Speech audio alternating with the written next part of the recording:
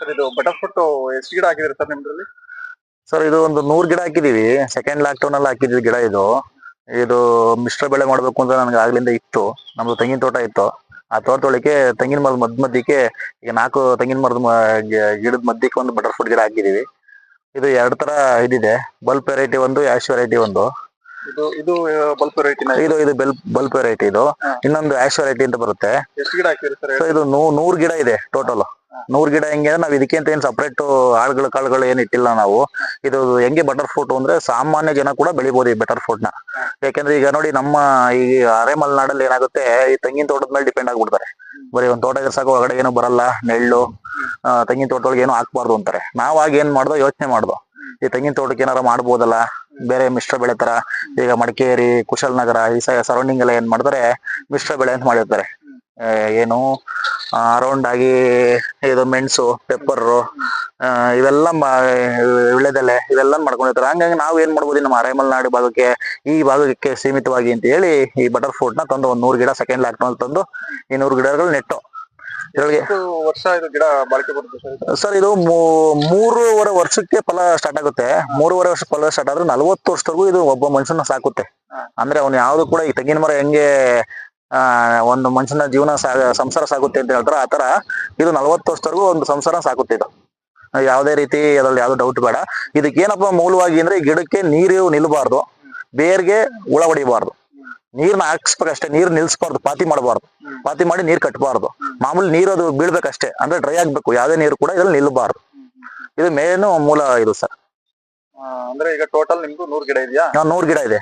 ಅದರಲ್ಲಿ ಬಲ್ಪು 50 ಇದೆ, ಆಶ್ 50 ಇದೆ. ನಾವು ಇದನ್ನೇನ್ ಸಪರೇಟ್ ಆಗಿ ಏನ್ ಮಾಡಿಲ್ಲ. ಇದು ತೋಟದೊಳಗಡೆ ಮಧ್ಯದಲ್ಲಿ ಒಂದು ತೆಂಗಿನ ತೋಟ, ಒಂದ್ ತುಂಡೊಳಗೆ ಮಧ್ಯದಲ್ಲಿ ಒಂದೊಂದು ಅಂತ ಹೇಳಿ ಮಿಶ್ರ ಬೆಳೆ ತರ ಮಾಡಿದ್ವಿ. ಅಂದ್ರೆ ಈಗ ಇದರಿಂದ ನಿಮ್ಗೆ ಆಲ್ರೆಡಿ ಇನ್ಕಮ್ ಸಿಕ್ಕಿದೆ ಸರ್? ಇಲ್ಲ, ಈ ವರ್ಷದಿಂದ ನೋಡಿ ಸರ್, ಈ ವರ್ಷದಿಂದ ಇದು ಸ್ಟಾರ್ಟ್ ಆಗಿದೆ ನಮ್ಗೆ. ಬಲ್ಪ್ ಈ ವರ್ಷದಿಂದ ಸ್ಟಾರ್ಟ್ ಆಗಿದೆ, ಆಶ್ ಕೂಡ ಬಿಟ್ಟಿದೆ.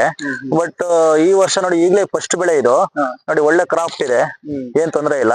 ಒಂದು ಗಿಡದಲ್ಲಿ 10 ರಿಂದ 15 kg ಸ್ಟಾರ್ಟಿಂಗ್ ನಮಗೆ ಕ್ರಾಪ್ ಸ್ಟಾರ್ಟ್ ಆಗಿದೆ. ಸೊ ಹಂಗಾಗಿ ಇವತ್ತಿನ ಮಾರ್ಕೆಟ್ ರೇಟ್ ಅಲ್ಲಿ 150 ರೂಪಾಯಿ kg ಸಿಕ್ಕಿದ್ರು ಕೂಡ ನಾವೇನ್ ಸಪರೇಟ್ ಆಗಿ ಗೊಬ್ಬರ ಆಗ್ಲಿ ಇದಾಗ್ಲಿ ಏನಿಲ್ಲ. ನಾವೇನ್ ತೆಂಗಿನ ತೋಟಕ್ಕೆ ಏನ್ ಮಾಡ್ತೀವಿ ಅದ್ರೊಳಗೆ ಅದು ಕೂಡ ಇನ್ಕ್ಲೂಡ್ ಆಗಿರುತ್ತೆ, ಈ ಗೊಬ್ಬರ ಆಗ್ಲಿ ನೀರಾಗ್ಲಿ. ಸೊ ಹಂಗಾಗಿ ನಮ್ಗೆ ಇದ್ರಲ್ಲಿ ಬಂದಿದ್ದಲ್ಲಿ ಖರ್ಚುಗಳು 100 ರೂಪಾಯಿ kg ಉಳಿದ್ರು ಕೂಡ 1 kg ನಿಮ್ಗೆ 1,000 ಆದ್ರೂ 100 ಗಿಡಕ್ಕೆ ಎಷ್ಟಾಯ್ತು, 1 ಲಕ್ಷ ರೂಪಾಯಿ ಅಡಿಷನಲ್ ಇನ್ಕಮ್ ಆಯ್ತು ಇದು.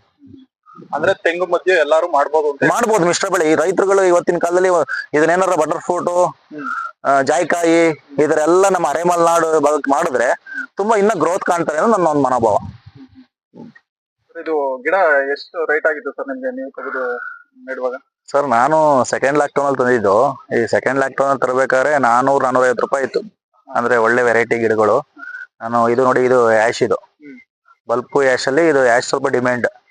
ಬಟ್ ನಾನು ಹೋಲ್ಸೇಲ್ ಆಗಿ ಒಂದು 100 ಗಿಡ ತಗೊಂಡಿದ್ರಿಂದ ನಾನು ದೇವನಹಳ್ಳಿ ಹತ್ರ ನರ್ಸರಿ ತಂದಿದ್ದು. ಅಲ್ಲಿ ಒಂದೇ ಸಲ ತಗೊಂಡಿದ್ರಿಂದ ನನಗೆ ಪರಿಚಯ ಇದ್ರು ಅಂತ ಹೇಳಿ 400 ರೂಪಾಯಿ ಒಂದು ಗಿಡಗಳನ್ನ ಹಾಕೊಟ್ರು. ನಾನು ಇಲ್ಲಿಗೆ ತರೋಷ್ಟರೊಳಗೆ ಒಂದು 50,000 ರೂಪಾಯಿ ಟ್ರಾನ್ಸ್ಪೋರ್ಟ್ ಸೇರಿ ಒಂದು 50,000 ಆಗಿತ್ತು. ಮತ್ತೆ ಲೇಬರ್ ಅದು ಇದು ಅನ್ಕೊಂಡೆಲ್ಲ ಸೇರಿ ನನಗೆ ಇದು ಮತ್ತೆ ಮೆಡಿಸಿನ್ಸ್ ಮತ್ತೆ ಗೊಬ್ಬರ ಇವೆಲ್ಲ ಡ್ರಿಪ್ ಅವು ಇವೆಲ್ಲ ಸೇರ್ಕೊಂಡು ಒಂದು 1.25 ಲಕ್ಷ ರೂಪಾಯಿವರೆಗೂ ನನಗೆ ಖರ್ಚು ಬಿದ್ದಿದೆ ಇಲ್ಲಿವರೆಗೂ 3 ವರ್ಷಕ್ಕೆ. ಸೊ ಏನಪ್ಪಾ ಅಂದ್ರೆ, ಇದನ್ನ ಕಣ್ಣು ಮುಚ್ಕೊಂಡು ಇಷ್ಟು ಇನ್ವೆಸ್ಟ್ ಮಾಡಿ ಇಷ್ಟು ಗಿಡಗಳನ್ನ ನೋಡ್ಕೊಂಡು ಮಾಡೋದು ಒಂಥರ ನೀರ್ ಕುಡ್ದಂಗೆ. ಇದು ಕಣ್ಣು ಮುಚ್ಕೊಂಡು ಮಾಡ್ಬೋದು, ಎಲ್ಲ ಯಾರೇ ಆದ್ರೂ ಕೂಡ. ಅದೇನು ಕಣ್ ಕಟ್ ಮಾಡೋಂಥದ್ದೇನಲ್ಲ ಇದು. ಬೆಳೆ ತುಂಬಾ ಕಷ್ಟಪ್ಪ, ಏನೋ ರೋಗ ಹೊಡಿತು ಹೊರಟೋಯ್ತು ಅನ್ನೋಂಥದ್ದು ಏನಿಲ್ಲ. ಮೇನ್ ಇದು ಏನಂದ್ರೆ ನೋಡಿ, ಇದು ಈ ಕಡೆ ತೆಂಗಿನ ಮರ ಇದೆಯಲ್ಲ, ಈ ತೆಂಗಿನ ಮರ ಈ 3 ಮಧ್ಯಕ್ಕೆ ನಾವು ಇದನ್ನ ನೆಟ್ಟಿದೀವಿ. ಅಂದ್ರೆ ಒಂದು 10 ಅಡಿ ಸೆಂಟ್ರ್ ಮಾಡಿ ಸುತ್ತ 4 ಮರಕ್ಕೂ ಸೆಂಟ್ರ್ ಮಾಡಿ ಮಧ್ಯಕ್ಕೆ ಇದನ್ನ ನೆಟ್ಟಿರೋಂಥದ್ದು. ಇದು ನೋಡಿ, ಇದನ್ನೇನಿದು ನಾವು ಯಾವ್ದನ್ನು ಇದನ್ನ ಸ್ಪೇಸ್ ನ ಇದು ಅವಲಂಬಿಸ್ಕೊಂಡಿಲ್ಲ. ಖಾಲಿ ಇರೋ ಜಾಗಕ್ಕೆ ನಾವು ಇದನ್ನ ಫುಲ್ಫಿಲ್ ಮಾಡಿದ್ದೀವಿ ಹೊರತು ಇದು ಅಡಿಷನಲ್ ಬೆಳೆ ನಮ್ಗೆ. ಅಂದ್ರೆ ನಾವ್ ಈಗ ಏನು ವ್ಯವಸಾಯ ಮಾಡ್ತೀವಿ, ಉಕ್ಕೆ ಮಾಮೂಲಿ ಹೊಡೆದೇ ತೆಂಗಿನ ತೋಟಕ್ಕೆ ಗೊಬ್ಬರ ಹಾಕ್ತಿವಿ, ನೀರ್ ಕೊಡ್ತೀವಿ. ಅದ್ರ ಜೊತೆಗೆ ಇದು ಆಟೋಮೆಟಿಕ್ ಆಗಿ ಬೆಳ್ಕೊಳ್ಳುವಂತ ಗಿಡ ಇದು. ಈಗ ತೆಂಗಿರುತ್ತಲ್ಲ, ನೆರಳಿರುತ್ತಲ್ಲ, ಗಿಡ ಚೆನ್ನಾಗಿ ಬರುತ್ತಾ? ಗಿಡ ಚೆನ್ನಾಗಿ ಬರುತ್ತೆ, ಏನ್ ತೊಂದರೆ ಇಲ್ಲ. ಇದ್ರಲ್ಲಿ ಇದು ಮೇಜರ್ ಪ್ರಾಬ್ಲಮ್ ಏನ್ ಗೊತ್ತಾ ನೋಡಿ, ನೀರು ನಿಲ್ಬಾರ್ದು. ತೆಂಗಿನ ತೋಟದೊಳಗೆ ನೀರ್ ನಿಲ್ಸ್ಬಾರ್ದು. ನೀರ್ನಾಗ ತುಂಬಾ ನಿಂತ್ಕೊಂಡ್ರೆ 2-3 ದಿನ ನಿಂತ್ಕೊಂಡ್ರೆ ಏನಾಗುತ್ತೆ, ಬೇರೆಗೆ ರೋಗ ಹೊಡೆಯುತ್ತೆ. ಆ ರೋಗ ಹೊಡೆದ್ರೆ ಇವತ್ತವರೆಗೂ ಬೇರೆ ರೋಗ ಹೊಡೆದಿರೋದಕ್ಕೆ ಆ ಮೆಡಿಸಿನ್ ಇವತ್ತವರೆಗೂ ಕೂಡ ಕಂಡು ಹಿಡ್ದಿಲ್ಲ. ರಿಸರ್ಚ್ ನಡೀತಾ ಇದೆ ಕೆಲವೊಂದು ಇದರಲ್ಲಿ. ಬಟ್ ಇವತ್ತವರೆಗೂ ಆ ಬೇರ್ಗೆ ಒಂದ್ಸತಿ ಹುಳ ಹೊಡಿತು ಅಂದ್ರೆ ಯಾವ್ದೇ ಕಾರಣಕ್ಕೂ ಆ ಗಿಡ ಸಕ್ಸಸ್ ಆಗಲ್ಲ. ಸೊ ಹಂಗಾಗಿ ಏನ್ ಮಾಡ್ಬೇಕು, ರೈತರು ಈ ತಂದು ಇಷ್ಟೆಲ್ಲ ಕಷ್ಟ ಬಿದ್ದು 3 ವರ್ಷ ಇಲ್ಲ 2 ವರ್ಷ ಗಿಡಗಳು ಸಾಕಿರ್ತಾರೆ, ನೋಡ್ಕೊಂಡಿರ್ತಾರೆ, ಮಕ್ಳಿಗಿಂತ ಹೆಚ್ಚಾಗಿ ನೋಡ್ಕೊಂಡಿರ್ತಾರೆ. ಸೊ ಅದನ್ನ ಏನ್ ಮಾಡ್ಬೇಕು, ಅವ್ರು ನೀರ್ನ ಎಷ್ಟು ಬೇಕು ಅಷ್ಟೇ ಕೊಡ್ಬೇಕು ಅದಕ್ಕೆ. ಮತ್ತೆ ಮನೆ ಗೊಬ್ಬರಗಳು ಮತ್ತೆ ಇದನ್ನೆಲ್ಲ ಅಡಿಷನಲ್ ನೀವು ಸಾವಯವ ಗೊಬ್ಬರ ಅನ್ನೋದು ಕೊಟ್ರು ಇನ್ನು ತುಂಬಾ ಚೆನ್ನಾಗಿ ಬರುತ್ತೆ. ನಾವು ಕೂಡ ಯಾವುದೇ ಇದು ಮಾಡಿಲ್ಲ, ಎಲ್ಲ ಕೂಡ ಸಾವಯವ ಗೊಬ್ಬರಗಳನ್ನ ಕೊಟ್ಟಿದೀವಿ ಮನೆಯಿಂದ. ದನಿನ ಗೊಬ್ಬರ ಮತ್ತೆ ಬೆಲ್ಲ ಇವೆಲ್ಲ ಮಿಕ್ಸ್ ಮಾಡಿ ಕೊಟ್ಟಿರೋಂಥದ್ದು.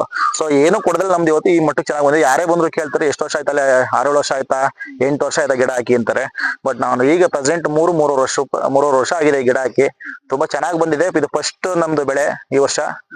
ಯಾರೇ ಜನಗಳು ಕೂಡ 1 ಲಕ್ಷ ಇನ್ವೆಸ್ಟ್ ಮಾಡಿ 3 ವರ್ಷ ನೀಟಾಗಿ ಅದು ನೋಡ್ಕೊಂಡ್ರೆ ಪ್ರತಿ ವರ್ಷ ಅದು ನಿಮ್ಗೆ ತಿಂಗಳಿಗೆ ಇಲ್ಲ ಅಂದ್ರೂ ಒಂದು 15,000 ರೂಪಾಯಿ ತರ ನಿಮ್ ಮನೆ ಖರ್ಚಿಗೆ ಆಗ್ಲಿ ಇದಕ್ಕಾಗ್ಲಿ ನಿಮ್ ಸಂಸಾರ ನಡೆಸ್ಕೊಂಡು ಹೋಗುವಂತ ಶಕ್ತಿ ಅದು ತುಂಬುತ್ತೆ ನಿಮ್ಗೆ ಈ ಬಟರ್ ಫ್ರೂಟ್. ಅಂದ್ರೆ ಯಾರು ಬೇಕಾದ್ರೂ ಬಟರ್ ಫ್ರೂಟ್ ನೆಟ್ಟಿ ತೆಂಗು ಮಧ್ಯೆ ಮಾಡ್ಬೋದು. ಮಿಶ್ರ ಬೆಳೆಯಾಗೆ ಮಾಡ್ಬೇಕು ಇದನ್ನ. ಮಿಶ್ರ ಬೆಳೆಯಾಗಿ ಮಾಡಿದ್ರೇನೆ ಮತ್ತೆ ನೆರಳು ಬರಲ್ಲ ಅಂತ ಹೇಳ್ತಾರೆ. ನೋಡಿ ನಾನು ನೆಳ್ಳೊಳಗೆ ನೆಟ್ಟಿದ್ದೀನಿ. ಈಗ ಈ ನೆಳ್ಳೊಳಗೆ ಗಿಡ ಬೆಳೆದಿಲ್ವಾ, ಕಾಯಿ ಬಿಡ್ತಾ ಇಲ್ವಾ? ನಾವು ನೋಡ್ಕೊಳ್ಳೋದ್ರ ಮೇಲೆ ಸಾಕೋದ್ರ ಮೇಲೆ ಗಿಡನ ಹೋಗುತ್ತೆ ಹೊರತು ನಾವ್ ಎಷ್ಟು ನೀಟಾಗಿ ಅದನ್ನ ನೋಡ್ಕೊಂಡು ಮಾಡ್ತೀವೋ ಅದ್ರ ಮೇಲೆ ಡಿಪೆಂಡ್ ಆಗುತ್ತೆ. ಮೇಜರ್ ಆಗಿ ನೀರ್ನ ನಿಲ್ಸಬಾರ್ದು, ಬೇರಿಗೆ ರೋಗ ಹೊಡೆಯೋ ತರ ನೋಡ್ಕೋಬಾರ್ದು ಅಷ್ಟೇ. ಇದು ಬಂದು ಎಲ್ಲ ಆಶ್ ವೆರೈಟಿನ ಇದು? ಸರ್ ಇದು ಹ್ಯಾಶ್ ವೆರೈಟಿ ಎಲ್ಲ ಮಿಕ್ಸ್ ಇದೆ. 100 ಗಿಡನೂ ಕೂಡ 50-50 ಬಲ್ಬ್, ಒಂದು ಬಲ್ಬ್ 50, ಹ್ಯಾಶ್ 50 ತಂದಿದ್ದು.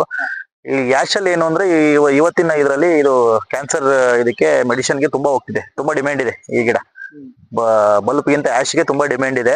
ಇದು ಇದಕ್ಕೆ ಏನು ಕ್ಯಾನ್ಸರ್ಗೆ ತುಂಬಾ ರಾಮಬಾಣ ಅಂತ ಹೇಳಿ ತುಂಬಾ ಡಿಮ್ಯಾಂಡ್ ಇರೋಂತ ಹಣ್ಣು ಇದು. ಬಲ್ಬ್ ಆಶ್ ಅಲ್ಲಿ ಆಶ್ ತುಂಬಾ ಸ್ವಲ್ಪ ಈಗಿನ ಇದರಲ್ಲಿ ಸ್ವಲ್ಪ ಜಾಸ್ತಿಯಾಗಿ ಹೋಗ್ತಿದೆ ಇದು.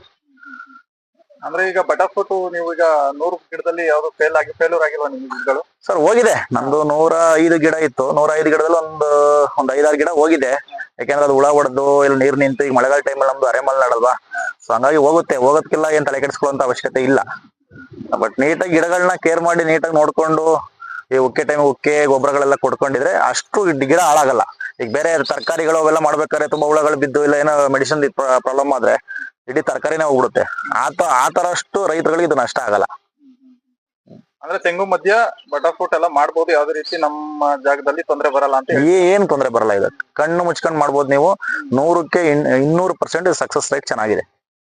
ಅಂದ್ರೆ ಒಂದ್ ಗಿಡ ಒಂದು 40-50 ವರ್ಷ ಬಳಕೆ ಬರುತ್ತಾ? ಖಂಡಿತ ಬರುತ್ತೆ. 40-50 ವರ್ಷ ಖಂಡಿತವಾಗಿ ಬರುತ್ತೆ.